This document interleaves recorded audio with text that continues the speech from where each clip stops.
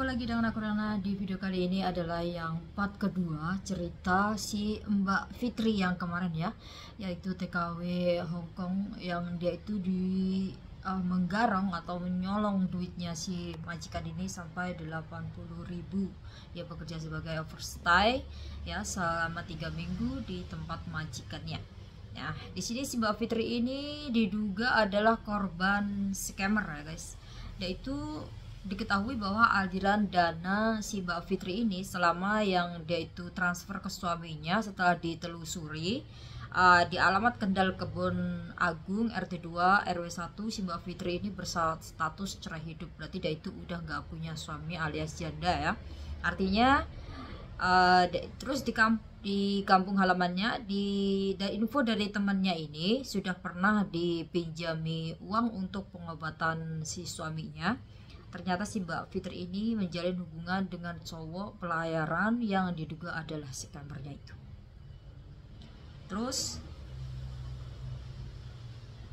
Mbak Fitri juga yang berawal bekerja di Lohas Park dan di Interminute, ia juga masih baru ya dan menjadi overstay. Seseorang yang sudah mencuci otaknya oleh scammer akan melakukan apa aja demi rayuan gombalnya. Ya, kita doakan aja biar si Mbak Fitri ini cepat sadar dan memilih untuk pulang ke Indonesia. Tapi si majikan ini belum, mungkin masih di tempat majikan atau belum dipulangi, kita belum tahu ya. Tuh berhati-hati, kenal cowok di sosmed. Ia juga membahas tentang keuangan kalian. Please wajib jauhi, jadilah PMI yang cerdas sehebat mereka menyemangati kita ya. Ya karena kita itu di sini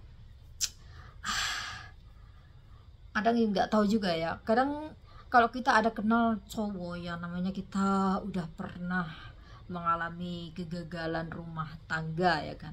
Ada yang seseorang itu membuka hatinya untuk orang lain, tetapi kita juga nggak tahu yang namanya seseorang itu di sana itu berstatus apa ya kan.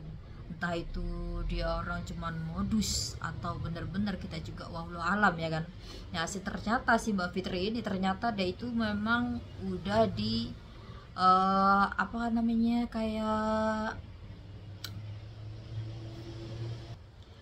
dia itu seperti terhipnotis begitu ya guys. Karena kalau udah terhipnotis otaknya itu dia nggak bakalan dengar orang yang menasihati si Mbak ini ya kan. Ya ini udah pernah terjadi sama adik ipar aku ya guys.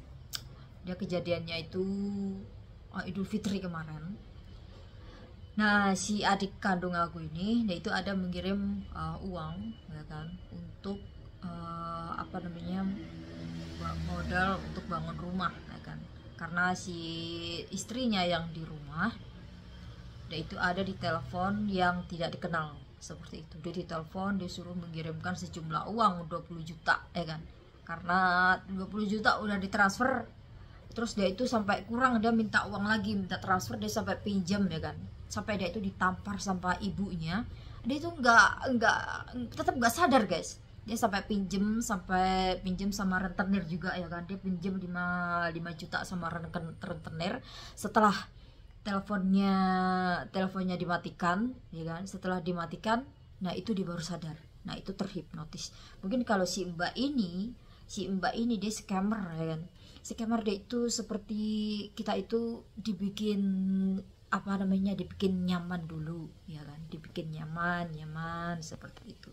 Dengan rayuan gombal di mbaknya ini bagus. Jadi apa yang dia ucapkan si Mbak Fitri ini didengarkan baik oleh scammer ini ya kan.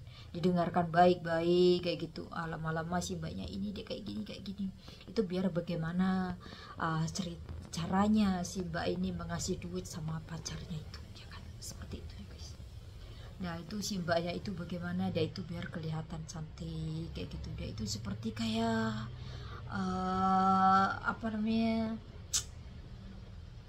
yang namanya pas jatuh cinta seperti itu Pak. Dia itu pikirannya masih berbunga-bunga seperti itu ya guys.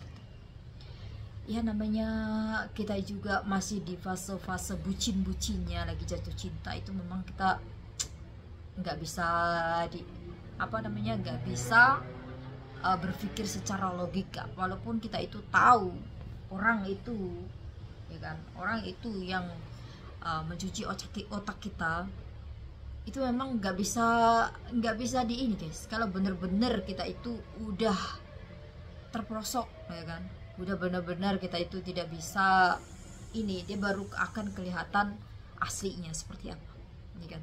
Nah semoga si mbaknya juga apa namanya cepet sadar kalau si laki-laki ini udah gak bener, kalau laki-laki ini adalah scammer, dia itu ada memanfaatkan dia untuk selalu mengirimkan uang seperti itu.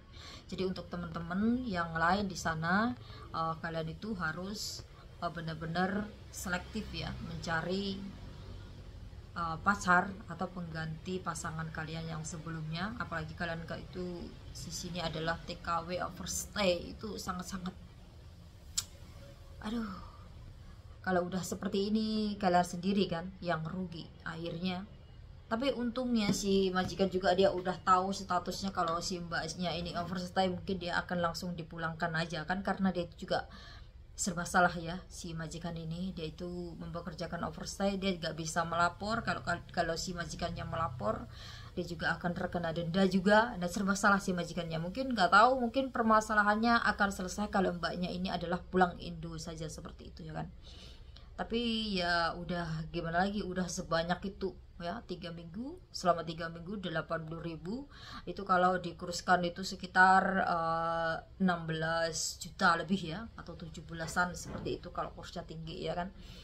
Ya mau gimana lagi, namanya udah dicuci ya. Itu kalau dikuruskan itu sekitar 16 juta lebih ya, atau 17-an seperti itu kalau kursnya tinggi ya kan. Ya mau gimana lagi, namanya udah dicuci otaknya.